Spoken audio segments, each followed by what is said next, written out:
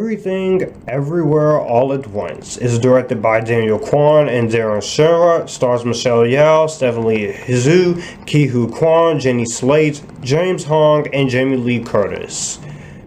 When an interdimensional rupture unravels reality, an unlikely healer must channel her newfound powers to fight bizarre and bewildering dangers from the multiverse as the fate of the world hangs in the balance.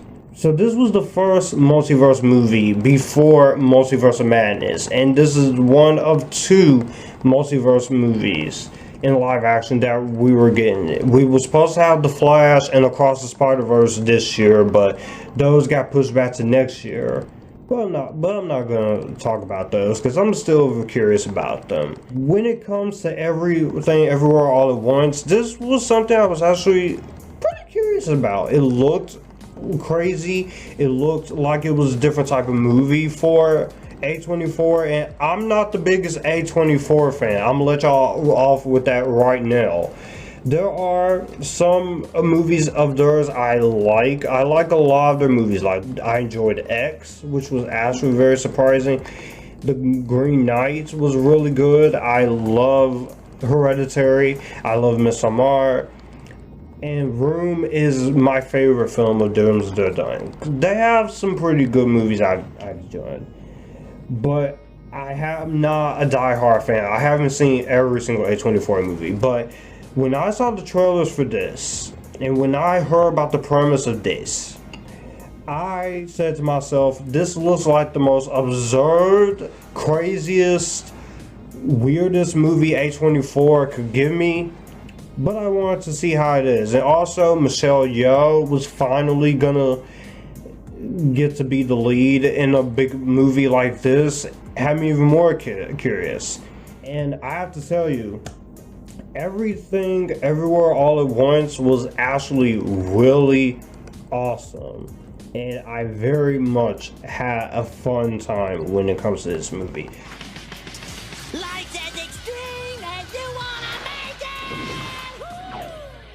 And the thing I want to start off most is the elements of the genres. This is basically a mix of different genres: martial arts, fantasy, sci-fi, black comedy, and martial arts. And I very much appreciate that there.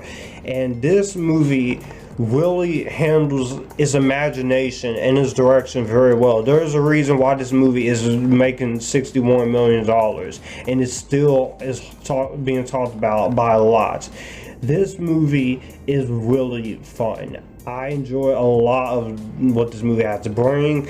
It is very creative, it's very awesome, and for the 2 hours and 20 minutes, this was 140 minutes. I was never bored. I was sitting there enjoying it. And I enjoyed the multiverse craziness. I'm a sucker for the multiverse. We're just getting started off. It started with Into the Spider-Verse, and we continued it a bit with Space Jam: A New Legacy, and we're going through with in the Marvel Cinematic Universe with like No Way Home and Multiverse of Madness, which is my favorite movie of the year. This is definitely one of my favorites of the year as well. I had a good time with this. This really took its imagination and its direction to its full potential. And that's what I love about this. The Daniels created this concept. This is a concept they have had in their heads since 2010, and they didn't start writing the script 2016. But the way this movie is shot, the way this movie is directed and executed, I love what they're able to do. This easily could have been a catastrophe with A24, but it wasn't a catastrophe. With the $25 million budget they had, they are able to bring out a lot of the craziness and let their imagination just roam free, just like Sam Raimi was able to do. And their direction, the Daniels' direction, are phenomenal.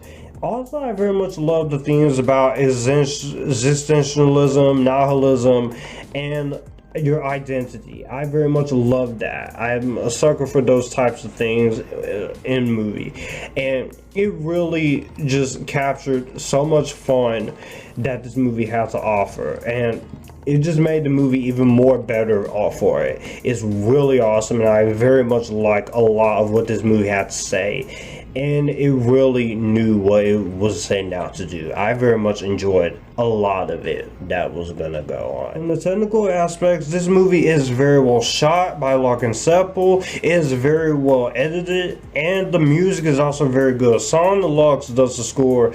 The score is very whimsical, it's very crazy, and is pretty much brings out the crazy into this score. It's really awesome. I enjoy every single minute of this score, and the score for it was awesome. I very much had a fun time with the soundtrack in this movie, and the themes that this movie is able to handle. Action scenes, of course, and the fights are hectic. They are a big part of the movie and marketing. But at the core of that, with the multiverse, you get a very bittersweet domestic drama about a martial comedy, a story of immigrants striving in a hunt-filled ballad of mother and daughter love, and the meaning of life, and the meaning of nihilism. I love a lot of that, and it really engages textually and meta-textually with the real world of you as a viewer. That's why I very much like it. There are so many different versions of these characters in this movie that's actually really fun. And I just want to say right now, I think the performances in this movie are great. Michelle Yeoh has always been one of my favorite actresses. I think she is incredibly talented, and Shang-Chi, she was great. This movie, you do finally get to see her in a starring role, and she owns every single minute of it. She is having a blast with it. She even produced it. I loved her as Evelyn. She was awesome. Stephanie Hsu as her daughter, I thought she was amazing too. I thought she had some great chemistry when it came to Michelle Yeoh and her. They both are very well done in the performances here. Also, you have Huy Quan. If you know who Huy Quan is, he plays Short Round in Indiana Jones and Temple of Doom, and you may know him as Data from The Goonies, which I still need to talk about that as a request for a friend. It was great seeing him again. I did not expect him to show up in anything else, but he came out of retirement to do this movie, and he is, once again, he's having a good time. He's really good in his performance, and I thought it was great to see him back.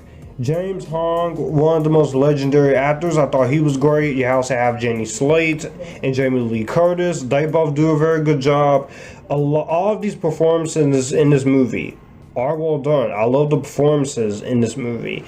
And just by the end of the movie, I walked away with a lot of fun. And also, the Russo brothers also got to step in and help co-produce this crazy ass awesomeness. It just makes me appreciate the movie even more. But it's really the direction and the writing and the central themes that really puts this movie on a pedestal with the rest of its performance. It really earns every inch of what it set out to do. And for that, I definitely have to give this movie a lot of credit. The only real nitpick I can say I have is that I do wish there was a little bit more of Jamie Lee Curtis.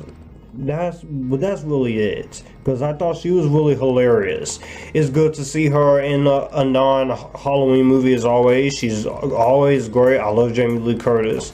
So I definitely will give it that. So overall, Everything Everywhere All at Once is one of my favorite movies of the year. I enjoyed this a lot. I expected to enjoy it, but I did not know I was going to enjoy it as much as I did. This was really cool, really awesome, really great. It was great to see Michelle Yeoh get to be the lead in her own movie like this.